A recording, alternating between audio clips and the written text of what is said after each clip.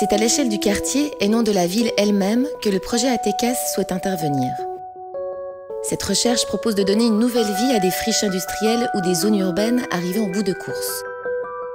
Il s'agit de créer des ateliers de quartier soutenables, mêlant habitat construit et espaces verts.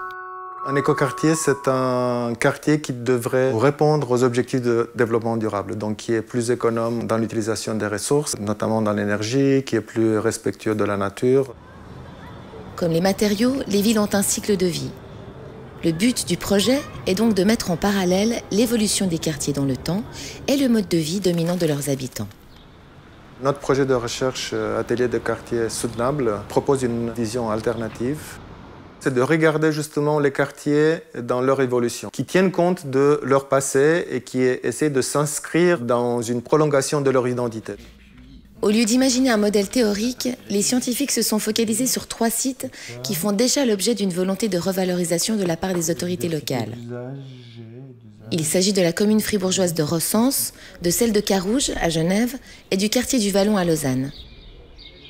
C'est un quartier qui a une identité forte. Il a eu un passé toujours un peu artisanal, ouvrier, parce qu'il continue d'accueillir aujourd'hui des institutions sociales importantes comme l'Armée du Salut.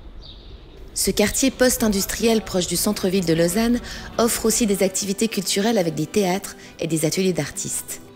Tout ça dresse le portrait d'un quartier qui a une plus-value très importante pour la ville au niveau social et culturel.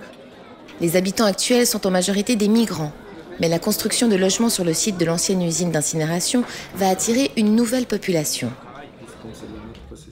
Le projet étudie donc les moyens d'éviter le processus de gentrification.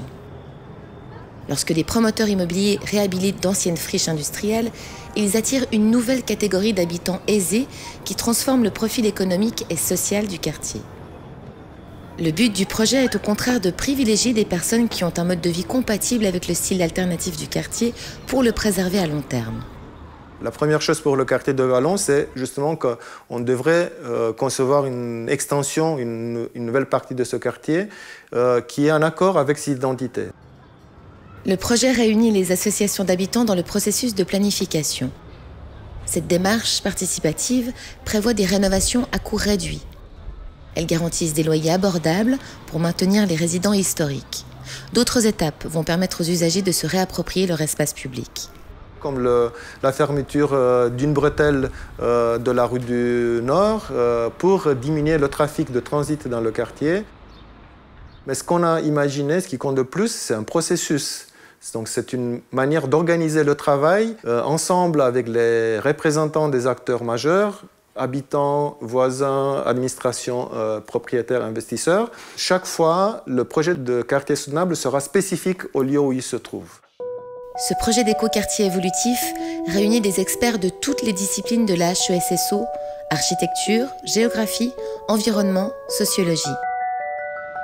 À terme, la gestion des éco-quartiers elle-même devra passer progressivement des mains des architectes urbanistes aux habitants administrateurs.